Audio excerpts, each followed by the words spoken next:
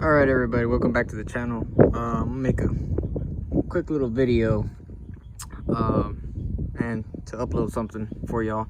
I have a 2007 Chevy Silverado 1500, the newer version, because the 2007 was a split year. They had the classic, which is the cat eye version, but this is the other version. Anyways, so if you ever get on the dash here, ¿Qué pasó? Move. If you ever get a message on your instrument cluster saying service breaks soon or whatnot, and if you're like me, you have a scan tool, you go and check out what codes there is or whatnot. And the code, I'll put the photo of it. It's a C something. It's a body code. It's for the brakes. It's a brake booster sensor. And I have here, taking apart everything, but the boost sensor is that one right here.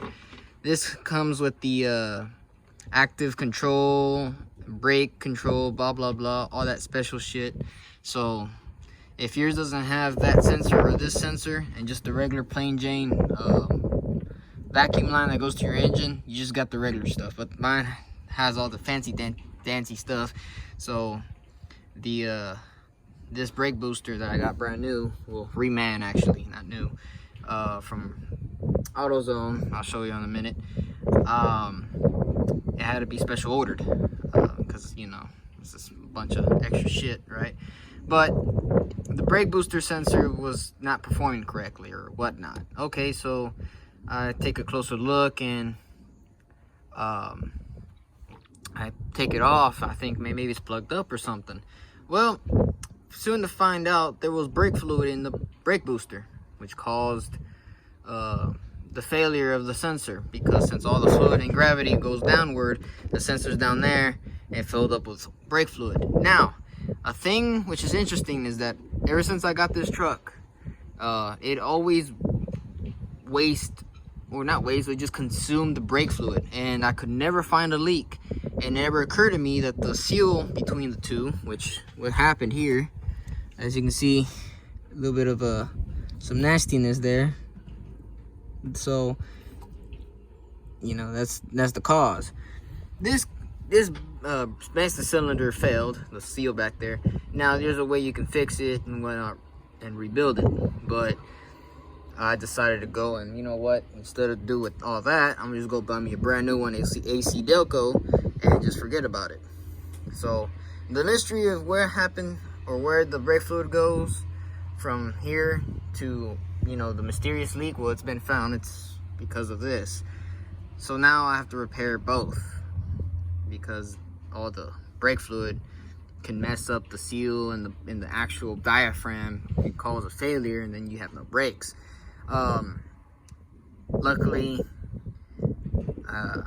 caught this soon. But if you have that same indication on your dashboard saying, hey, service brakes, but you don't have the same situation like me, like it's not leaking here and there's no fluid, but it's just bad sensor, well, it could be more likely the bad sensor or the brake booster.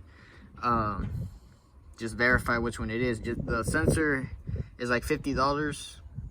Now you can get it through Rock Auto. It'll be pretty cheap if you get it, you know, a cheap one, just to get by and see if it is that. But if not, you go buy an ACDELCO one like me, or actually a GM genuine. But apparently the brake booster that AutoZone ordered me came with all the sensors, so I didn't have to buy that. But it's a good one to have as a spare. But if you replace it and, you know, just throw the parts can in, but you replace it and it still doesn't do nothing, or if the sign comes back up, then you might want to replace that brake booster. But in this case, this is what happened to me, so I'm gonna have to replace both. It's quite simple. You just take out that little hose off. You just unclip the sensor cable there, the connector, the one down there, for the master cylinder here as well. 2 15 bolts, and then, you know, get your flare nut wrench, take these off. Inside there's 4 bolts, or actually 4 nuts, and then the little clip that holds the push rod for the brake pedal for the booster. So It's a real simple job. It's just time consuming. So let me get her done, and once you get all this off, show you what failed back there. So let's get into it. Got the brake booster out. You can see the brake fluid in there. So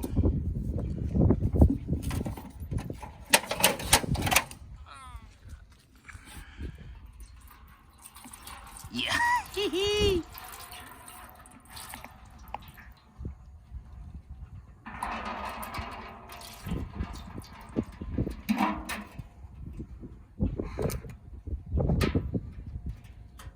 I don't know if the new one has this. You're gonna need all that. Oh, that's disintegrated. That disintegrated.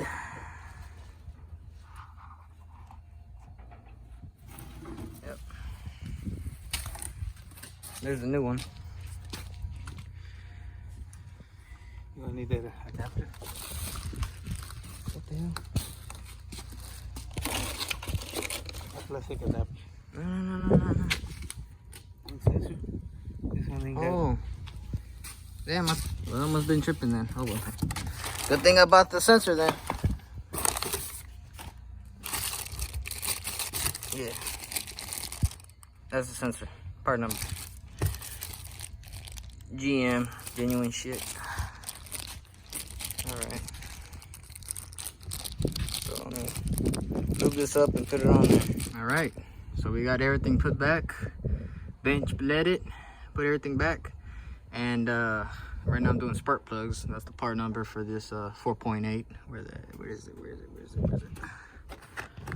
There it is. So I have my scan tool hooked up, but there's no codes.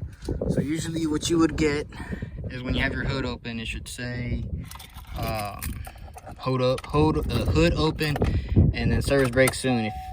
But in this case for me, hood is open and just stays there, and if I hit this to clear it, no more service brake soon. Had it running for a little bit, and it's cleared. Check the codes, no codes. So yep. And since this truck has like 152,000 miles, I think I'm gonna want to change these spark plugs. So it's gonna need a little tune up. So since I'm already here, I'm already doing this, I'm just go ahead and do it. So got my 5/8 socket and start ready to go, and then that would be it. So goddamn wind. So I'm gonna wrap it up.